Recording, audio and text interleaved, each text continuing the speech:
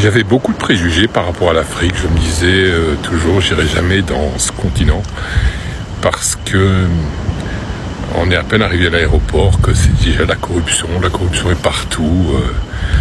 C'est un continent dangereux. C'est pas agréable du tout. Et ben, je vais vous dire que j'ai complètement changé d'opinion. J'ai rencontré un continent vraiment superbe, des gens extraordinaires, des gens super gentils. Depuis que j'ai quitté la Belgique, et là je suis actuellement en Côte d'Ivoire, je ne me suis jamais senti une minute en insécurité. Bon, bien sûr, il y a des policiers qui essayent de gagner un peu d'argent, mais bon, ok, d'accord. Mais sans vraiment mettre la pression, quoi. Sans vraiment être corrompu jusqu'à la moelle, comme je le croyais. Franchement, j'ai découvert un continent que j'aurais dû connaître plus tôt. Et c'est pas fini. Alors t'essayes de t'imaginer un endroit complètement perdu entre la brousse et l'océan.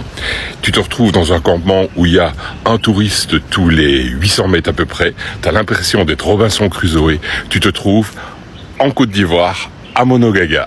Génial! Je suis Vané les loulous, je suis à Sassandra. Là, j'ai passé ma journée à essayer de réparer un problème technique qu'il y avait sur l'EDF. Et comme d'habitude, en Côte d'Ivoire, en Afrique en général, il y a un magicien électricien qui est apparu de nulle part et qui m'a réparé mon barillet et qui m'a trouvé un autre petit problème technique que je vais résoudre à Abidjan. Je vous en parle une autre fois. Non mais regardez-moi ça si c'est pas beau, il est 7h du matin. Je suis dans ma tente Djembaro, toujours à Sassandra, et regardez-moi ça, le rayon du soleil. Un superbe lever de soleil. Allez, l'Afrique, c'est beau quand même. Les amis, j'arrive à Abidjan. Mais c'est la Dubaï de l'Afrique, mais sans les alcotesses, sans les emmerdeurs, sans les commandants carrois de Belgique. Ouh là là, qu'est-ce que je vais prendre mon billet. Waouh. Et suivez-moi, je vais vous montrer ce que c'est Abidjan.